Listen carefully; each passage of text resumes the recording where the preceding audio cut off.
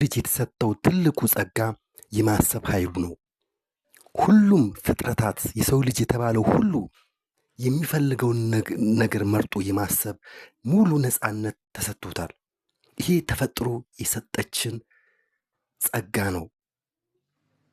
ምክንያቱም ህይወታችን የሚወሰነው ህይወታችን የሚመሰረተው ህይወታችን ደረጃ የሚለየው በሐሳቦቻችን ልክ ነው። በሐሳቦቻችን አይነትና በሐሳቦቻችን ጥራት ነው። የከዚህ በፊት ሐሳቦቻችን ተደምረው ፍሬ አፍርተው ስጋ ለብሰው አመንም አላመንም ገባንም አልገባንም አወቅንም አላወቅንም አሁን ያለንበትን የኑሮ ደረጃ ወይን አሁን ያለንበትን የኑሮ ሁኔታ ወስነውልናል። አሁን የምናስበው ሐሳብ ደግሞ የነገና የከነገ ወዲያ ህይወታችን የሚፈጥሩ ዘሮች ናቸው። ይህ ፍጹም የሆነ የተፈጥሮ ህግ ነው።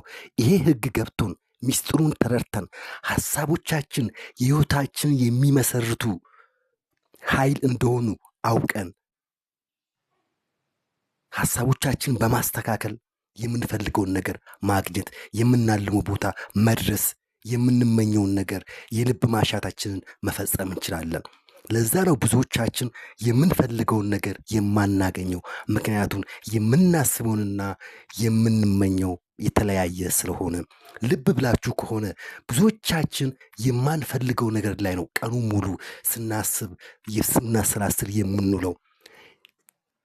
አስተዋልንም አላስተዋልንም ያ ያሰብነው ግን ተፈጥሯዊ ህግ ነውና የተፈጥሯዊ ሂደትን ጠብቆ ወደ ህይወታችን በሰዎች በአጋጣሚዎች በሁኔታዎች በእድሎች መስሎ ተመልሶ ህይወታችንን ይመሰርታል።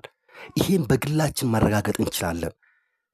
እስቲ ጠዋት ተነሱና ምን እንደምታስቡ የምታስቡት ሐሳብ ከምትፈልጉን ነገር ጋር የተጣጣመ መሆኑን የተገናኘ መሆኑን የተስማማ መሆኑን አረጋግጡ። ከዛ በየዕለቱ ይሄ ስትለማመዱ በህይወታችን ውስጥ እንዴት ያለ ለውጥ እንደሚፈጠር ለራሳችሁ ታረጋግጡታላችሁ። ከዚህ ውጪ የሚፈጠር ምንም ነገር የለም።